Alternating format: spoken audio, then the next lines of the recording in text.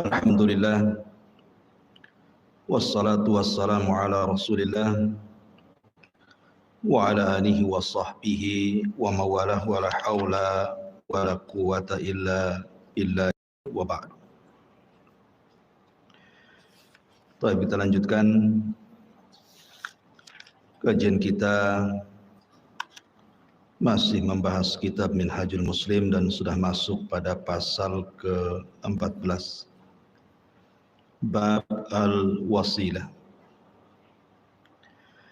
bab tentang wasilah. Apa itu wasilah?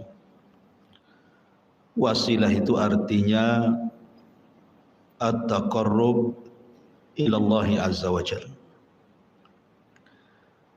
Bagaimana caranya kita mendekatkan diri kepada Allah subhanahu wa ta'ala. Bagaimana kita mendekatkan diri dengan ketaatan dan amal saleh kita kepada Allah subhanahu wa ta'ala. Adapun at-tawassul, ada al-wasilah, ada at-tawassul. Kalau tawassul artinya kita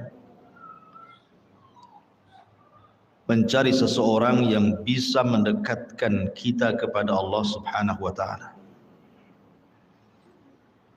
Jadi di sana ada al-wasilah, perantara, ada at-tawassul, jalan yang mendekatkan diri kepada Allah subhanahu wa ta'ala. Di sini muallif rahimahullahu ta'ala menjelaskan tentang kewajiban seorang muslim. Seorang muslim itu harus beriman kepada Allah subhanahu wa ta'ala dengan cara memperbanyak amal saleh dan juga perbuatan yang baik yang dicintai Allah subhanahu wa ta'ala.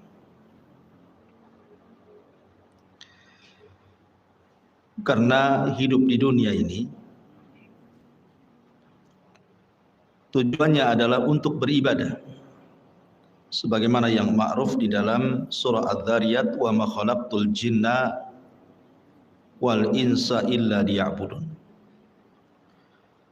Tidaklah kita diciptakan oleh Allah subhanahu wa ta'ala kecuali dalam rangka beribadah,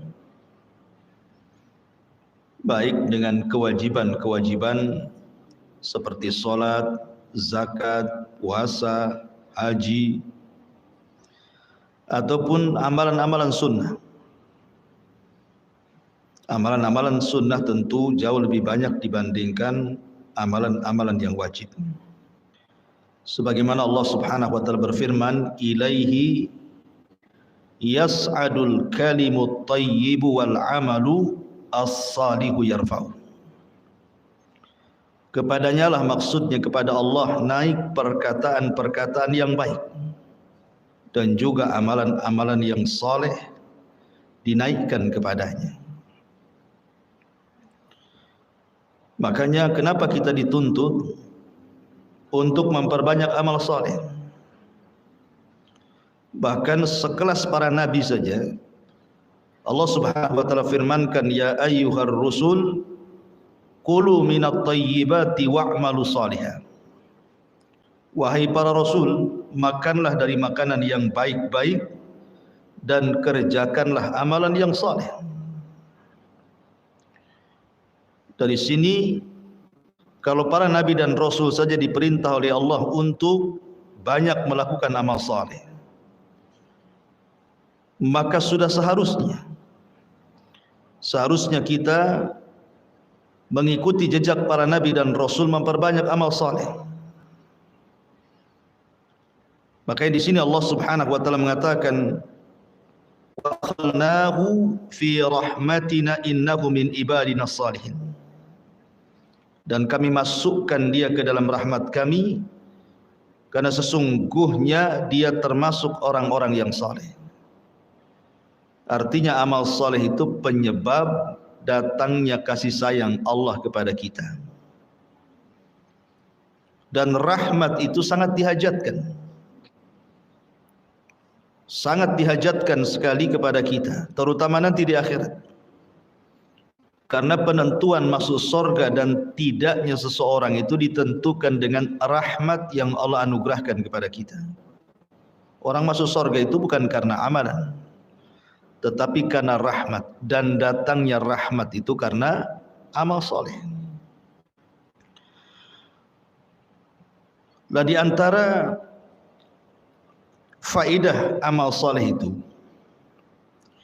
kita bisa menjadikan amal soleh itu wasilah,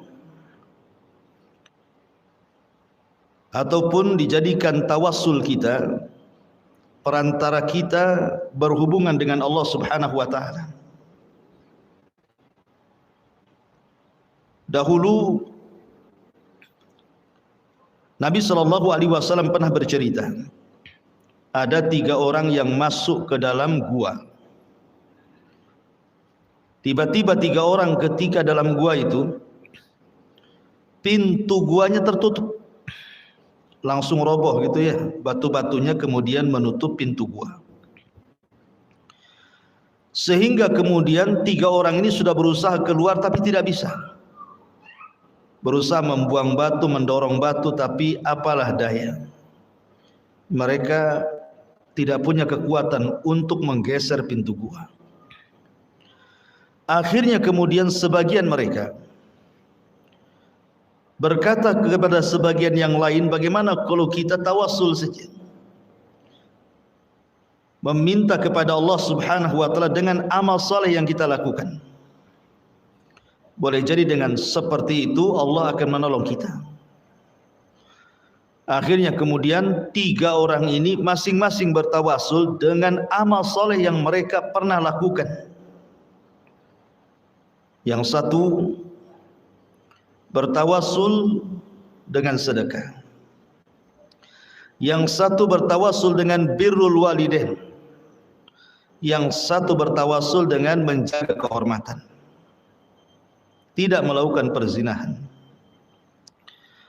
Ketika tiga-tiganya sudah bertawassul dan mengatakan, ya Rabb, kalau seandainya sedekahku ini dinilai ibadah, kau terima sedekahku dan kau anggap ini pahala bagiku, maka tolong geser pintu gua itu. Bergeserlah pintu gua sedikit, tapi tidak bisa keluar. Yang satu mengatakan, ya Rabb, kalau seandainya birrul walidain, berbakti diriku kepada orang tuaku yang aku lebihkan dibandingkan anak istriku, ini sebuah pahala dan amal solehku dan engkau menerimanya, maka geserkan pintu gua ini. Akhirnya pintu gua pun tergeser sedikit lagi, tapi juga tidak bisa keluar. Maka ketika yang ketiga bertawassul dengan menjaga kehormatannya, ketika dia hendak berzina, tiba-tiba dia diingatkan, ittaqillah, bertakwalah kepada Allah. Dia pun takut dan meninggalkan perbuatan zina dan dia jaga kehormatannya. Maka dia mengatakan, kalau seandainya ini bagian daripada ibadah dan kau terima ibadahku dan berpahala, tolong geserkan pintu gua itu. Akhirnya pintu gua itu tergeser dan 3 orang ini bisa keluar. Lihat bagaimana kasih sayang Allah Subhanahu wa ta'ala menolong 3 orang ini karena bertawassul dengan amal saleh. Makanya dari sini Nabi SAW mengatakan, la tahkiranna minal ma'rufi syai'an. Jangan remehkan sekecil apapun kebaikanmu. Jangan remehkan. Jangan remehkan sekecil apapun kebaikan. Walaupun hanya ibu datang dari sini, pulang ataupun tadi berangkat dari rumah ke tempat pengajian di sini, melihat ada paku di jalan, kemudian kita berpikir, nih paku kalau tidak dihindarkan orang akan terkena, bahaya nih. Turun, ambil paku, buang ke pinggir. Itu kan remeh. Tetapi amalan-amalan seperti ini terkadang lebih ikhlas dan lebih diterima oleh Allah Azza wa Jalla, sehingga kita bisa gunakan untuk bertawassul, untuk bertawasul kepada Allah Subhanahu wa taala di saat seseorang itu terkena musibah. Karena Allah mengatakan wa tilkal ayyam nudawiluha bainan nas. Hari-hari itu kan berputar, Bu. Kadang senang, kadang susah. Kadang sakit, kadang sehat. Kadang menangis, kadang tertawa. Kadang berkumpul, kadang berpisah. Begitulah manusia. Ya. Sehingga pada saat-saat kita sedang sulit, pada saat-saat kita sedang sedih, saat-saat kita sedang susah, saat-saat kita dapat musibah, kita gunakan tawasul-tawasul ini agar Allah Subhanahu wa taala mengangkat musibah dan kesusahan kita. Itulah pentingnya amal soleh dalam bab tawasul ini. Pamannya seandainya ibu sedang sakit, kemudian tidak punya biaya. Ini kalau dioperasi sekian. Kalau hanya ngonsumsi herbal tak juga kunjung sembuh. Kemudian ibu teringat dengan amalan-amalan soleh yang dulu pernah ibu lakukan. Kira-kira amal soleh yang paling ikhlas yang dulu pernah ibu lakukan apa? Ibu tinggal ngomong kepada Allah Subhanahu wa taala. Ya Rabb, dulu saya pernah membantu fakir miskin, membantu anak yatim. Dan saya ikhlas karena demi Allah, kalau memang sedekahku kepada fuqara wal masakin, kepada anak-anak yatim itu bagian daripada ibadah dan kau terima dan berpahala, saya lagi sakit ya Rabb, tolong sembuhkan. Kan enak. Wa idza sa'alta fas'alillah wa idza sta'anta fasta'in billah. Kalau minta langsung kepada Allah, kalau minta pertolongan, mintalah pertolongan kepada Allah Subhanahu wa taala. Allah Subhanahu wa taala berfirman di sini, ya ayyuhalladzina amanu ittaqullaha wabtaghu ilaihil wasilah. Wahai orang-orang yang beriman, bertakwalah kepada Allah dan carilah jalan yang bisa mendekatkan diri kepada Allah. Kemudian Allah juga mengatakan ulaikal ladzina yad'una yabtaguna ila rabbihimul wasilah ayyuhum aqrab. Orang-orang yang mereka seru itu, mereka sendiri mencari jalan kepada Rabb mereka, siapa di antara mereka yang akan lebih dekat kepada Allah Subhanahu wa taala. Dari dua ayat ini Allah Subhanahu wa taala mengajarkan kepada kita pentingnya kita mencari wasilah, mencari hal-hal yang bisa mendekatkan diri kepada Allah. Wasilah itu saya katakan at-taqarrub ilallah, mencari jalan untuk mendekatkan diri kepada Allah. Gimana caranya? Karena kelak orang-orang yang sudah meninggal dunia, seandainya ada orang meninggal dunia, lah orang-orang yang di kuburan itu, orang-orang yang sudah meninggal setelah kita, mereka pun sibuk, apalagi kelak pada hari kiamat, mereka pun sibuk mencari wasilah. Siapa di antara mereka yang dekat dengan Allah Subhanahu wa taala? Tapi kan di akhirat bukan yaumul amal, Bu, bukan hari kita beramal, tapi hari akhirat itu yaumul hisab, hari kita dihisab. Sehingga tidak memungkinkan lagi kita ini beramal soleh layaknya di dunia, karena di akhirat sudah tidak ada kewajiban salat, tidak ada kewajiban ini dan itu dari ibadah, sehingga nilai kedekatan seseorang dengan Allah itu ditentukan ketika kedekatan kita di dunia. Ketika di dunia kita dekat dengan Allah, banyak melaksanakan salat, karena bagaimanapun dunia ini miniatur akhirat. Siapa yang kemudian banyak berdiri di dunia, maka dia tidak akan banyak berdiri di akhirat. Di padang mahsyar itu kan lama berdiri. Berdiri untuk menunggu keputusan Allah Subhanahu wa taala. Tapi kalau dia sudah menggantikan berdiri di akhirat dengan berdiri di dunia, memperbanyak salat sunnah setelah melaksanakan wajib, dan dia terus memburu solat-solat sunnah, solat malamnya, solat witirnya, solat duhanya, solat tahiyatul masjidnya, dan solat-solat yang lainnya, berdiri karena Allah di dunia, maka dia tidak akan banyak berdiri di akhirat. Tapi orang yang jarang berdiri di dunia, maka dia akan lama berdiri di akhirat. Karena harus mempertanggungjawabkan semua yang dilakukan di dunia. Ma'asyiral muslimat, makanya ma'asyiral muslimat yang dimuliakan Allah Azza wa Jalla, makanya di sini pentingnya kita ini mencari wasilah, mencari cara atau jalan yang bisa mendekatkan diri kepada Allah Subhanahu wa taala. Caranya gimana? Bicara tentang tawassul ataupun wasilah, ulama membolehkan 3 perkara yang disepakati berdasarkan pendapat Syekhul Islam Ibn Taimiyah, Al-Imam Ibnul Qayyim dan para ulama muasirin juga, bahwa ada 3 hal kalau kita bicara tentang at-tawassul dan juga al-wasilah ini. Pertama, kita bisa berwasilah at-tawassul kepada Allah Subhanahu wa taala dengan al-asma was sifat, dengan nama-nama Allah dan sifat-sifatnya. Dengan nama-nama Allah dan sifat-sifatnya. Bertawassul kepada Allah Subhanahu wa taala, kita meminta dengan nama-nama Allah dan sifat-sifatnya kepada Allah Subhanahu wa taala untuk sesuatu yang kita hajatkan. Makanya dalam hadis Nabi sallallahu alaihi wasallam, apabila seseorang singgah di sebuah tempat yang menakutkan supaya tidak diganggu oleh jin yang jahat, apa kata Rasul? Kita disuruh membaca a'udzu bikalimatillahi tammati min syarri ma khalaq. Aku berlindung kepadamu ya Rabb dari kalimat-kalimat yang sempurna, artinya Al-Quran,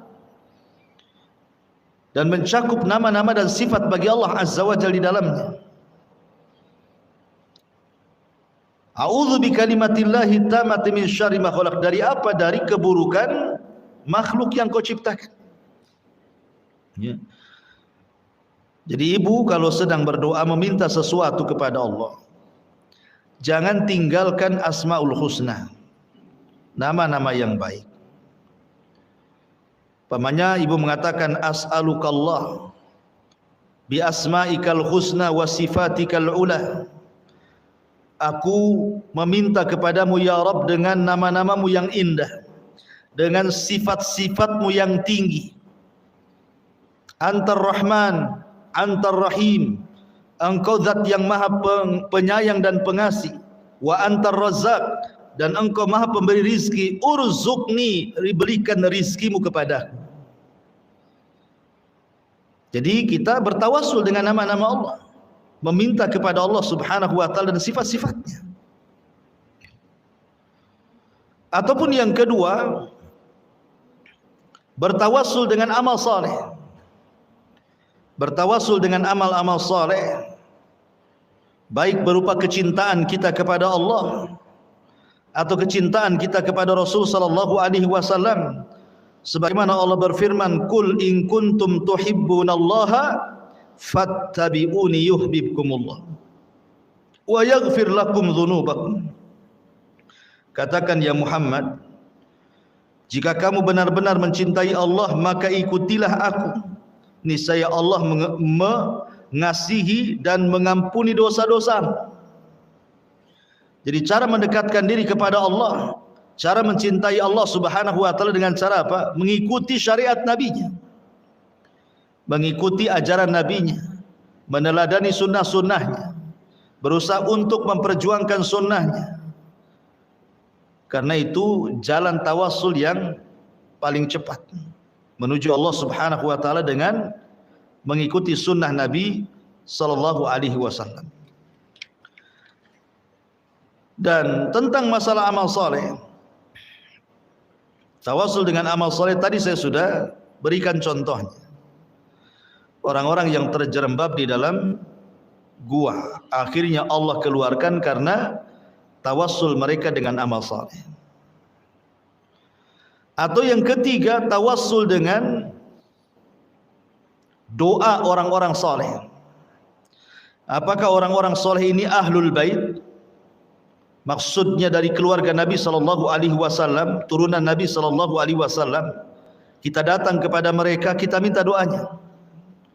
Atau orang-orang soleh ini selain daripada keluarga Rasul, tidak ada masalah. Karena Nabi SAW sudah mencontohkan itu kepada kita. Bagaimana para sahabat minta kepada Rasul untuk didoakan kebaikan, baik untuk kesembuhan penyakit ataupun untuk yang lainnya. Contoh, di zaman Nabi SAW ada wanita berkulit hitam, punya penyakit ayan. Kalau seandainya dia datang tuh penyakitnya, Bu, terkadang tidak sadar, kemudian guling-guling, terkadang tersingkap auratnya. Maka dia datang kepada Nabi SAW, ya Rasulullah, inni usra wa inni atakasyaf. Ya Rasulullah, sesungguhnya saya terkena penyakit, dan saya ini kalau terkena penyakit atakasyaf, selalu tersingkaplah aurat-auratku, malulah aku jadinya. Ud'ullahu li, ud'ullaha li, berdoalah kau kepada Allah untukku, agar Allah Subhanahu wa taala menghilangkan penyakit. Maka Nabi SAW memberikan dua pilihan kepada wanita itu dan mengatakan, kalau kau mau, aku akan berdoa kepada Allah untuk kesembuhan penyakitmu. Tetapi kata Nabi SAW, in sabarti falakil jannah.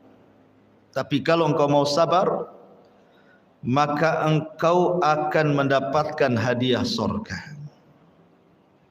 Akhirnya wanita ini memilih surga. Gak apa-apa dia penyakitnya tidak hilang, tetapi dia meminta kepada Rasul untuk didoakan kalau datang penyakit itu dia tidak bongkar-bongkar aurat. Maka Rasul mendoakan supaya dia tidak tersingkap auratnya, tapi tidak mendoakan kesembuhannya, karena wanita itu adalah wanita cerdas. Dia wanita yang ingat masa depan. Dia wanita yang bukan hanya mengejar dunia. Dia tahu akhirat itu khairun wa abqa, lebih baik dan lebih kekal. Makanya dia memilih sabar. Idzan asbir ya Rasulullah. Kalau begitu saya ingin sabar wahai Rasul. Setelah Rasul mengatakan in sabarti walakil jannah. Kalau engkau sabar, maka engkau dapat surga. Luar biasa. Kalau ibu-ibu di zaman sekarang mana ada. Kalau seandainya dibuat dua pilihan, surga ataukah dunia, nggak yakin saya milih surga. Pasti milih dunia. Contoh, ketika Nabi SAW mendengar Fatimah meminta budak untuk dijadikan pembantu, karena Rasul kan baru datang dari peperangan, banyak budaknya. Maksudnya Fatimah itu biar tak capek lah kerja di rumah, ada pembantu. Akhirnya Nabi SAW datang kepada Fatimah, kemudian menudukkan Fatimah dan Ali. Kemudian kata Nabi SAW, ya Fatimah, ya Ali, maukah ku ajarkan beberapa kalimat kepadamu, dan itu lebih baik daripada engkau diberikan pembantu laki-laki dan perempuan. Kemudian kata Fatimah dan Ali, tentu wahai Rasul, apa itu? Maka Rasul mengatakan, bertasbihlah 33 kali sebelum tidurmu. Bertasbihlah, bertahmidlah 33 kali sebelum tidurmu. Dan bertakbilah 34 kali, artinya 100 sebelum tidurmu. Maka itu jauh dibandingkan kau mendapatkan pembantu laki-laki dan perempuan. Akhirnya Fatimah memilih doa itu. Dia memilih doa zikir yang diajarkan Rasul sebelum tidur, membaca tasbih 33, tahmid 33, takbir 34. Dan tidak jadi meminta pembantu.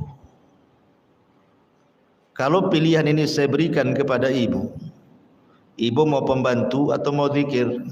Pasti mau pembantu. Alasannya, pembantu lah Ustaz, zikir juga katanya. Karena di zaman sekarang ini dunia lebih menguasai dibandingkan akhirat. Itulah kenapa orang-orang dulu takut kalau seandainya dibentangkan dunia. Ma'asyiral muslimat yang dimuliakan Allah Subhanahu wa taala. Kembali, wanita ini ketika mendapatkan kabar in sabarti walakil jannah, kalau engkau sabar kau dapat surga. Akhirnya wanita ini mengatakan idzan asbir, kalau begitu saya milih sabarlah wahai Rasul.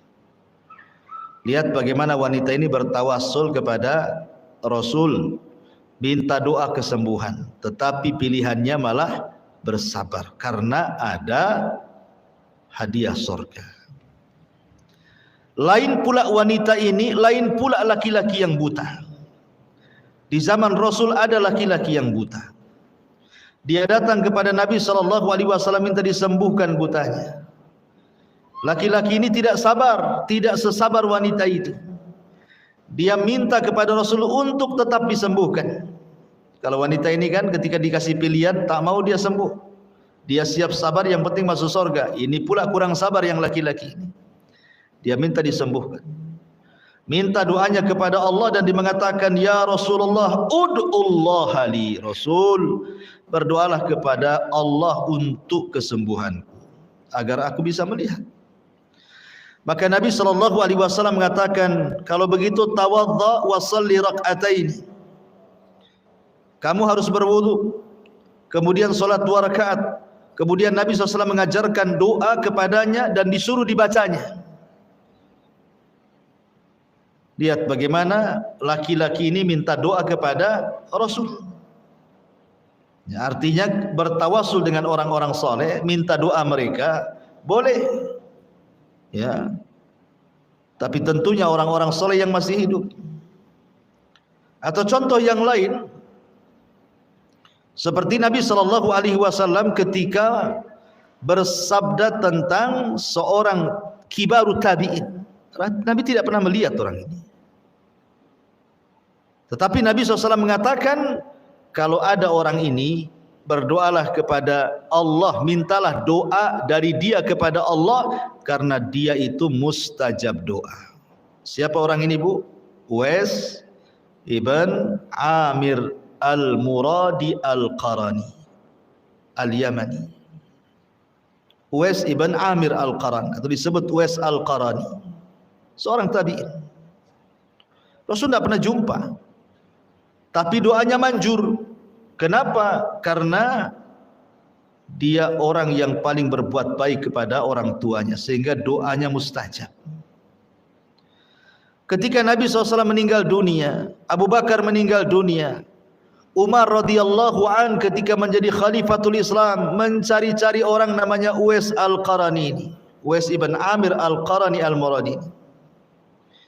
Setiap ada kafilah haji dari Yaman, kadang-kadang Umar kemudian datang ke kafilah tersebut dan mengatakan, afikum Uwais, afikum Uwais. Ada enggak Uwais di situ? Ada enggak Uwais di situ? Kata orang-orang Yaman, tak ada wahai Amirul Mukminin. Pulanglah Umar kecewa. Tahun depannya lagi datang lagi kafilah haji dari Yaman, tanya lagi, afikum Uwais, ada enggak Uwais di situ? Mereka mengatakan tidak ada wahai Amirul Mukminin. Pulang lagi kecewa. Sampai beberapa tahun, tapi lihat usaha Umar akhirnya membuahkan hasil. Ketika sekian tahun banyak orang tiap tahun ibadah haji dari Yaman selalu tidak mendapatkan Uwais, yang ini akhirnya Umar pun mendapatkan kabar di mana Uwais. Ketika datang kafilah dari Yaman, Umar datang dan mengatakan, afikum Uwais, apakah ada Uwais di antara kalian? Maka kepala rombongan mengatakan, maksudnya Uwais al-Qaran, Uwais ibn Amir al-Qarani. Ya, kata Umar, di mana dia? Dia mengatakan, sungguhnya Uwais berangkat dengan kami dalam kondisi susah, tidak ada uang, tapi dia nekat haji bersama kami, sehingga dia harus bekerja dulu. Dia sedang bekerja ngerawat kambingnya orang ini dan itu, kau bisa temui di sana. Akhirnya Umar pun mengajak Ali radhiyallahu an mencari Uwais al-Qarani. Rupanya sedang menggembala kambingnya orang Arab untuk mengambil upah dan melanjutkan hajinya. Tiba-tiba kemudian pas datang Uwais sedang sholat, tetapi Umar terus memandang orang itu dan dicocokkan dengan ciri yang disabdakan Rasul kepadanya. Setelah yakin itu Uwais, dan setelah sholat kemudian Umar perih dan mengatakan, apakah anta Uwais?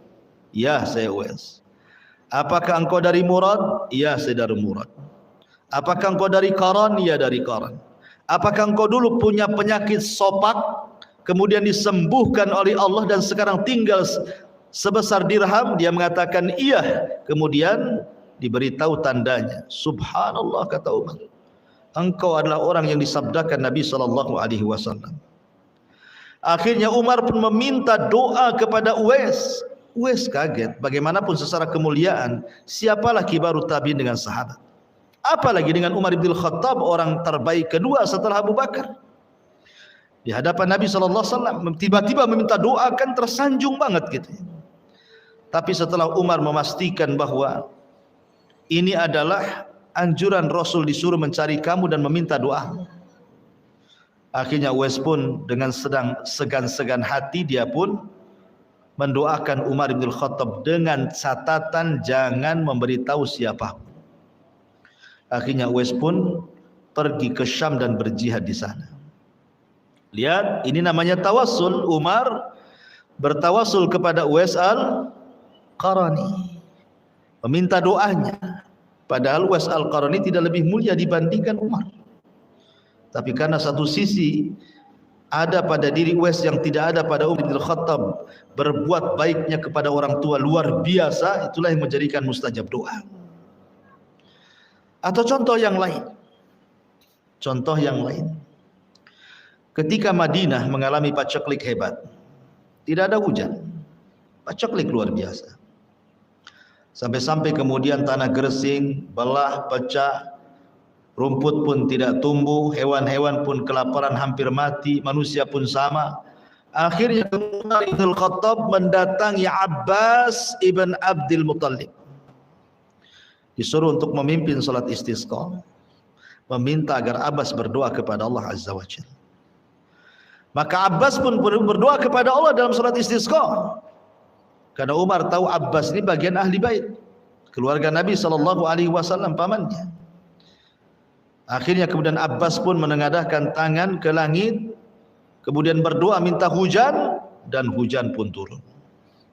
Lihat, maka boleh tawasul itu dengan nama-nama Allah dan sifat-sifatnya, atau tawassul dengan amal soleh, ataupun tawassul dengan orang soleh yang masih hidup, baik dari kalangan ahlul bait ataupun bukan dari kalangan ahlul bait. Dan di sini muallif rahimahullahu taala menjelaskan, seperti umpamanya Allah berfirman dalam surah Al-A'raf, kata muallif dalam 180 ayat 180, walillahil asmaul husna fad'uuhu biha wa dzarul ladzina yulhiduna fi asma'ihi sayuzzawna ma kanu ya'malun. Hanya milik Allah lah asmaul husna, nama-nama Allah yang indah, maka mohonlah kepadanya dengan nama-nama tersebut. Artinya boleh bertawasul dengan menyebut nama-nama Allah dan sifat-sifat Allah Subhanahu wa taala. Termasuk juga bertawasul dengan amal saleh yang sudah saya jelaskan, ataupun bertawasul dengan orang-orang saleh yang masih hidup, kita minta doa mereka, kita minta supaya mereka mau mendoakan kita, seperti kasusnya Umar datang kepada Abbas, Umar datang kepada Uwais ibn Qaran gitu ya. Atau kasusnya ketika seseorang wanita yang tadi saya katakan kena ayan kemudian minta disembuhkan kepada Rasul, atau seorang laki-laki yang buta yang ingin disembuhkan di hadapan Rasul. Itu maksudnya Rasul mencontohkan boleh kita datang kepada orang soleh, kepada orang yang berilmu, kemudian meminta doa mereka. Karena Allah Subhanahu wa taala itu suka dengan kita. Suka dengan kita. Kalau kita beramal saleh, maka Allah Subhanahu wa taala akan jauh lebih dekat lagi kepada kita. Kalau ibu beramal saleh umpamanya satu jengkal atau satu jengkal, maka Allah akan datang menyambut amal saleh kita satu hasta. Kalau kita datang kepada Allah dengan amal saleh kita umpamanya satu hasta, maka Allah Subhanahu wa taala akan mendekati kita satu depa lebih panjang lagi. Dan kalau kita datang dengan amal soleh kepada Allah dengan cara berjalan, maka Allah akan menyambut amal soleh kita dengan cara berlari. Dan itu disabdakan oleh Allah dalam sebuah hadis qudsi. Allah Subhanahu wa taala berfirman, "Wa in taqarraba minni shibran taqarrabtu ilaihi dira'an. Wa in taqarraba ilayya dira'an taqarrabtu minhu ba'an. Wa in atani yamshi ataituhu harwalatan." Dan sekiranya ia mendekatkan diri kepadaku sejengkal, maka aku dekat kepadanya sehasta. Kalau dia dekat kepadaku sehasta, aku akan dekat kepadanya sedepa. Kalau seandainya dia datang sambil berjalan, ku datangi dia sambil lari. Lihat bagaimana rahimnya Allah Subhanahu wa taala kepada kita, dan bagaimana cintanya Allah kepada kita ketika kita beramal soleh.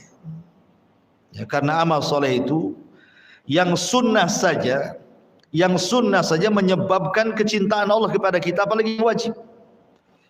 Wa ma taqarraba ilayya 'abdi bi syai'in ahabbu ilayya mimma aftaradtuhu alayhi wa la yazalu 'abdi yataqarrabu ilayya bin nawafil hatta uhibbahu.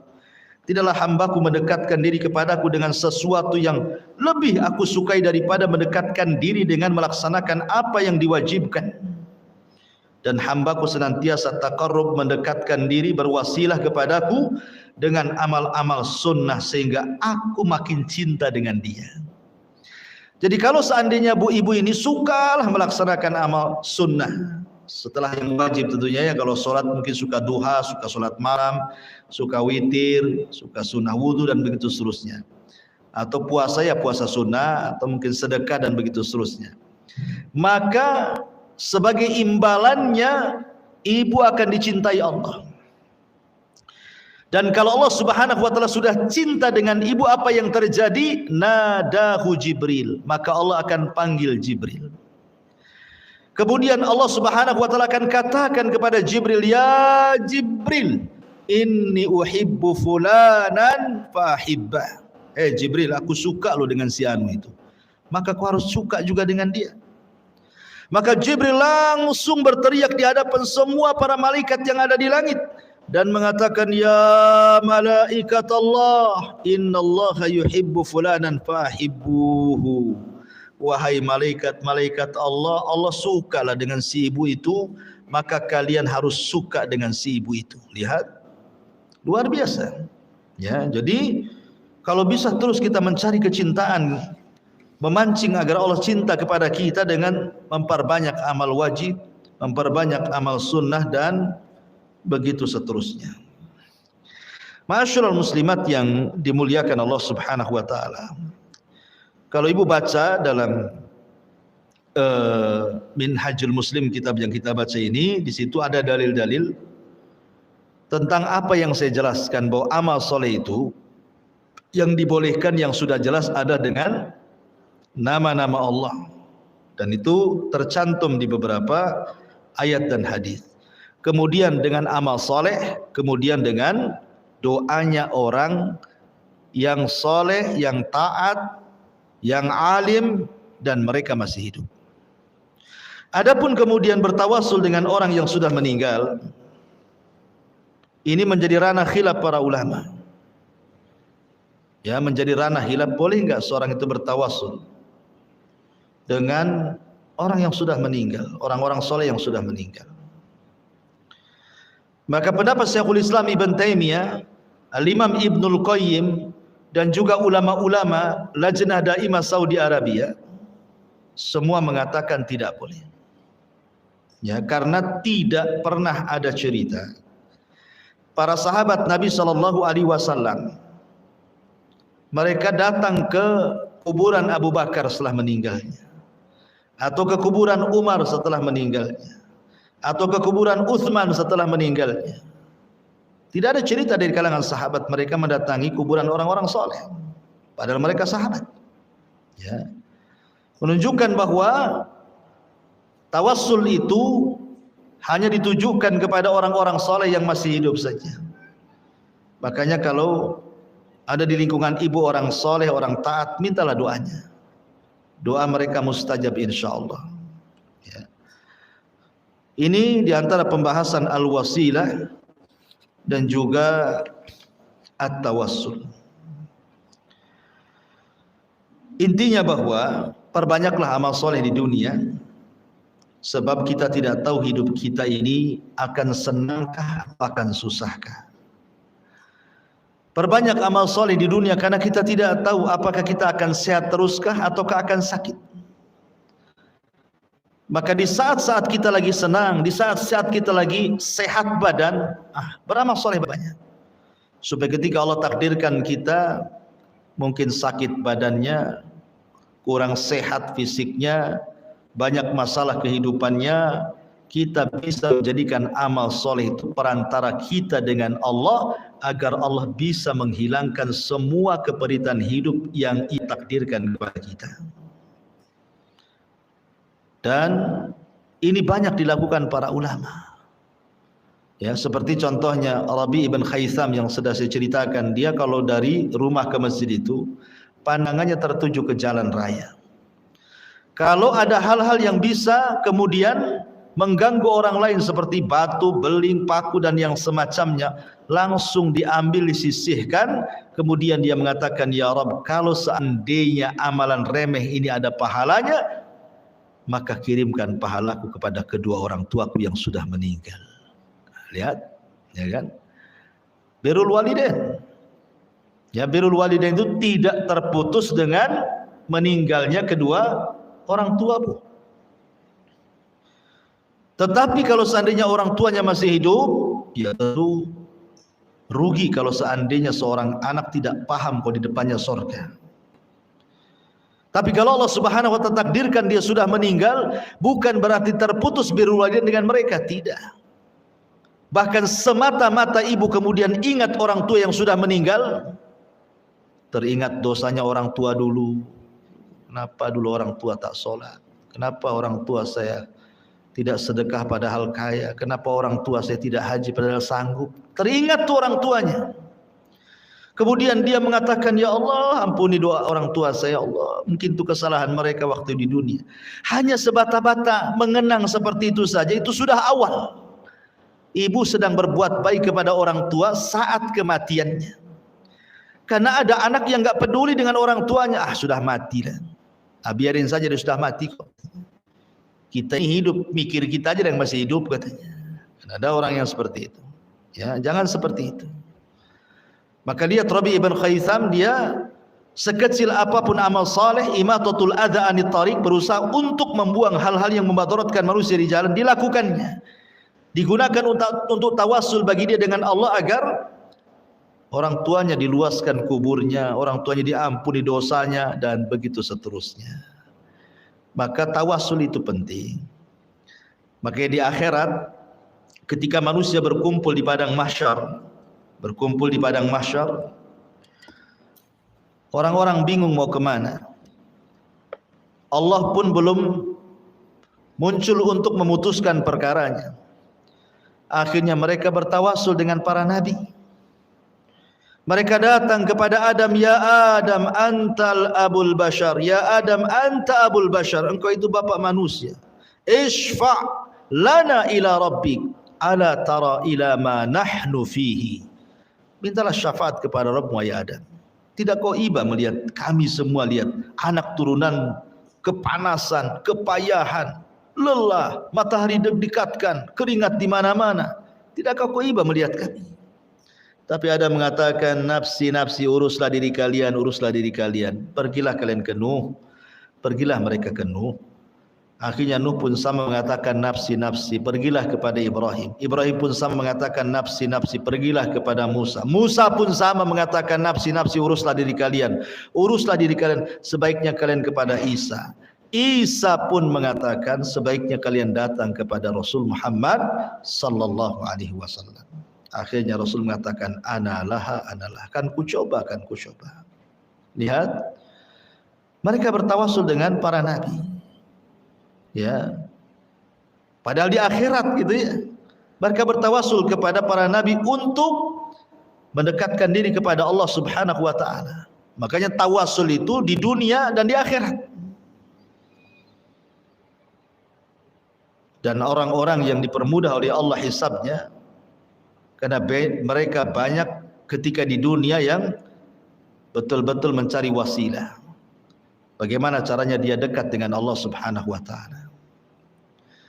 Tetapi kalau seandainya kemudian wasilahnya dengan perkara-perkara yang dilarang, maka tidak boleh. Karena ada wasilah masyru' yang disyariatkan, ada wasilah yang tidak masyru' dan tidak disyariatkan. Wallahu alam, ibu bisa baca sendiri dalilnya. Semua ayat-ayat yang dicantumkan pengarang ini berkaitan dengan bolehnya berwasilah dengan nama-nama dan amalan soleh serta doanya orang-orang soleh yang masih hidup. Wallahu alam, silakan kita buat tanya jawab di sini.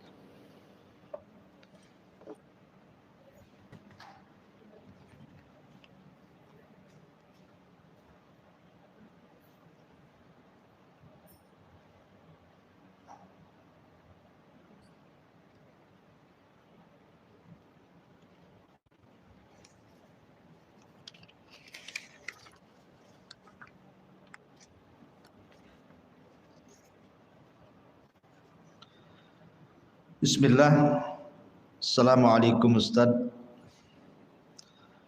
Afwan mau tanya bagaimana cara bertawakal yang benar. Apakah seperti niat dalam hati syukran wa jazakumullah khairan? Na'am. Tawakal itu artinya i'timadul qalbi ila rabbi. Menyandarkan hati hanya kepada Allah Subhanahu wa taala. Dan tawakal itu adalah seafdal-afdalnya tauhid. Ibrahim alaihi salatu wassalam ketika dia hendak dilempar ke api yang menyala, apa kata Ibrahim? Hasbunallah wa ni'mal wakil. Cukuplah Allah bagiku karena dia sebaik-baik pelindung bagiku. Hasbunallah wa ni'mal wakil. Lihat bagaimana Ibrahim bertawakal kepada Allah. Ketika Ibrahim bertawakal kepada Allah, apa hasilnya? Ya naru kuni bardan wa salaman ala Ibrahim. Wahai api, jadilah kau dingin. Selamatkan Ibrahim. Lihat buah tawakal. Datang keselamatan kepada Ibrahim. Ketika para sahabat Nabi sallallahu alaihi wasallam kalah dalam perang Uhud, kemudian mereka pulang ke Madinah, tiba-tiba ada kabar hoax yang sampai kepada Rasul dan para sahabatnya bahwa musuh akan datang dengan pasukan yang sangat besar. Kemudian Nabi sallallahu alaihi wasallam mengajarkan kepada para sahabat, hasbunallah wa ni'mal wakil. Cukuplah Allah karena dia sebaik-baik pelindung. Wallahu khairun hafidha. Dialah Allah sebaik-baik penjaga dan pelindung. Tawakal itu adalah sifatnya para nabi. Tawakal itu sifatnya para muwahhidin ahli tauhid. Makanya Nabi SAW mengatakan, "Lau antum tatawakkaluna 'ala Allah haqqa tawakkuli, la ruziktum kama yurzaqut tayr, yaghdu himasan wa taruhu bitana." Kalau sekiranya kalian betul-betul tawakal kepada Allah Subhanahu wa taala dengan sungguh-sungguh tawakal, kata Rasul, tentu kalian akan diberikan rizki seperti Allah memberikan rizki kepada burung, di mana keluar dalam posisi lapar, pulang pula sudah kenyang. Masalahnya terkadang tawakal burung beda pula dengan tawakal kita. Burung anaknya ada yang 2, ada yang 3, ada yang 5, ya Bu, tergantunglah. Kalau kita kan jarang orang lahiran kembar itu, rata-rata 1, nanti tahun depan 1 lagi kan itu yang kerap. Lihat burung itu tidak peduli dia, main keluar saja ngikut instingnya dia. Keluar lapar, pulang pula dah kenyang, dia bisa ngasih makan anak-anaknya. Siapa yang mengarahkan burung? Allah. Manusia punya akal.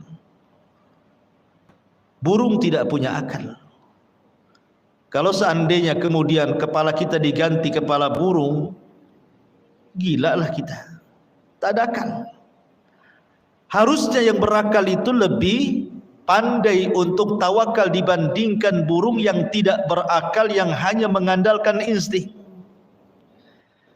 Karena di hadapan kita itu rizki Allah itu terbentang seluas-luasnya dan selebar-lebarnya. Kalau kita lihat ke laut, di situ banyak ikan dengan segala jenisnya. Tinggal mancing.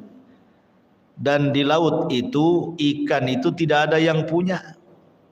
Bukan berarti kalau mancing dapat ikan tiba-tiba ada tulisan Abu Humairah, ini punya ikan Abu Humairah nih, lepas lagi. Ya, nggak ada. Semua ikan milik Allah. Tinggal ambil saja. Ke sungai juga sama. Ya. Ke hutan belantara juga sama. Jadi sebenarnya manusia itu harus lebih tawakal dibandingkan binatang. Karena manusia itu dibekali akal. Coba pikir ya, bayi yang dijanin itu, cemana dia cari makannya? Tidak, Allah Subhanahu wa taala buat darah haid menjadi asupan dia. Ketika dia brojol pun belum bisa cari kerja, cemana cari makannya? Diinstingkan dia menetai ibunya dan sudah disediakan makannya. Artinya Allah tidak menyia-nyiakan manusia. Dalam kondisi tidak bisa apapun tetap ada rizkinya. Makanya Nabi SAW bersabda, seseorang itu tidak mungkin diwafatkan kecuali disempurnakan rizkinya. Seorang tidak akan diwafatkan kecuali disempurnakan rizkinya. Jadi tawakal itu penting. Tetapi ingat, tawakal itu tidak cukup dalam amalan hati saja. Ada yang disebut dengan akhdu bil asbab namanya, ya. Mencari sebab. Ibu kemudian di mihrab, di musola khusus di rumah gitu ya. Berdoa terus. Ya Allah, berikan rezeki kepadaku. Saya ini masih ngontrak. Tolonglah berikan rezeki agar aku bisa beli tanah, agar aku bisa beli rumah, agar tidak ngontrak terus, kan itu ya doanya itu. Tawakal itu bagus tuh karena menyandarkan diri kepada Allah kan. Ya. Tapi tidak bergerak-gerak. Suaminya nganggur dibiarkan saja. Suaminya tidur dibiarkan saja. Harusnya kan dioyak-oyak, "Bang, saya sudah berdoa kepada Allah. Pergilah sana kerja." Kan itu ya. Mudah-mudahan sebab doa ini pekerjaan abang menjadi mudah dan bisa terkabulkan rencana kita. Kan harus begitu. Ada sebab, ada doa. Ya. Jadi semua itu ada akhdhu bil asbab, dan itu Rasul contohkan ketika Isra Mi'raj. Tawakal saja tidak cukup. Padahal kalau Rasul mau ketika peristiwa hijrah itu seperti peristiwa Isra Mi'raj kan, naik buraq dari Masjidil Haram ke Masjidil Aqsa, buatlah kayak gitu. Rasul naik buraq dari Masjidil Haram ke Madinah. Gak mungkin dikejar-kejar sama musuh. Sementara dia sampai Madinah. Tapi Allah tidak buat seperti itu. Supaya mengajarkan umatnya bahwa dalam tawakal itu ada asbab, ada akhdhu bil asbab, mencari sebab. Ya, jadi pamannya ibu sakit, ya Allah sembuhkan, ya Allah sembuhkan, tapi tidak mau minum obat, ya mati jadinya. Ya kalau memang ingin sembuh, cari sebab juga, ya Allah sembuhkan saya, datang ke dokter, beli obat, datang ke herbalis, beli herbal kan itu. Tapi jangan datang ke dukun. Ya, itu cari sebabnya yang haram, tak boleh. Cari sebab yang halal. Jadi tawakal itu tidak benar kalau dengan hati saja, tapi ada akhdhu bil asbabnya. Wallahu a'lam. Taib, kalau tidak ada kita tutup. Mudah-mudahan